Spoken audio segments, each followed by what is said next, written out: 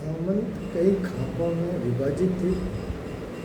प्रत्येक खाप का एक मुखिया होता था। ये मुखिया सामंत भी अपने भाई बेटों को जीवन निर्वाह के लिए अपनी जागीर में से भूमि देता था।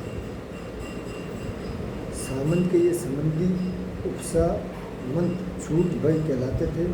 सामंत उन्हीं उपसामंतों की सहायता से अपनी जागीर में शांति व सुव्यवस्था रखता था। ये छूट भाई अपने मुखिया के प्रति पूर्ण स्वामी भक्त होते थे। इनकी छोटी छोटी सेना से सामंत की सेना व सामंतों की सेना से राज्यों की सेना का निर्माण होता था। ये उपसामंत या छूट भाई अपने सामंत के प्रति उत्तरदायी होते थे। राजा के प्रति इनकी कोई जिम्मेदारी नहीं होती थी। राज्यों में संकुलीय सामंतों के अतिरिक्त अन्य राजपूत सामंत भी होते थे। उनका राजा के साथ स्वामी और सेवक का संबंध होता था। ऐसे सामंतों का अस्तित्व राजा की कृपा पर ही निर्भर होता था। कुछ राजपूत सामंत वे थे जिनका किसी विशिष्ट राजपूत राजघराने के आधिपत्य स्थापित होने से पहले से अधिकार था। अपनी शक्तिहीनता के कारण उन्होंने नवोदित शासक का सामंत बनना स्वीकार कर लिया था। वे शासक को कर देते तथा समय समय पर दरबार में उपस्थिति देते थे। मारवाड़ में भाटी, तंवर, चौहान, जाडेजा तथा बीकानेर में सराकड़ा, भाटी आदि इसी प्रकार के सामंत थे। कुछ प्रदेशी राजपूतों ने अपनी विशिष्ट सेवाओं के कारण सामंत पद प्राप्त किया था। मेवाड़ में झाला, राठौर, परमार आदि इसी प्रकार के सामंत थे। राजपूत राज्यों में कुलीय सामंत बड़े शक्तिशाली थे। राज्य प्रबंध और व्यवस्था में उनकी भागीदारी रहती थी। शासक सामंतों की सलाह से राज्य कार्य चलाते थे। उत्तराधिकार के मामलों में भी सामंतों का दखल रहता था। कई बार वे शासक के आदेश की भी अवहेलना कर देते थे।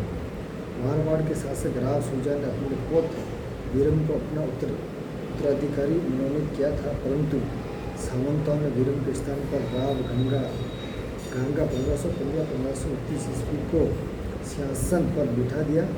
मेवाड़ में भी महाराणा उदय सिंह की 1537-1572 ईस्वी इच्छानुसार जगमाल का राज तिलक न करके सामंतों के प्रथा को सिंहासन पर बिठा दिया। शासक की निसंतान मृत्यु होने पर सामंतों की सलाह से ही गोद लिया या संरक्षक नियुक्त किया जाता था। राजस्थान के राज्यों में कुल 80% भूभाग सामंतों के अधिकार में था। शासक जब खालसा भूमि में वृद्धि करने का प्रयास करते तब राजा और सामंतों के मध्य तनाव बढ़ जाता था। प्रस्तुत राजा और सामंतों के पारंपरिक विरोधी हितों के कारण उनके मध्य मतभेद चलते रहते थे। सामंत राज्य में संकुलीय व्यवस्था को अक्षुण्ण रखने के पक्ष में थे, जबकि शासक अपनी शक्ति बढ़ाने में लगे रहते थे। वे उनके अधीन शासक सामंती व्यवस्था को संगठित करना चाहते थे।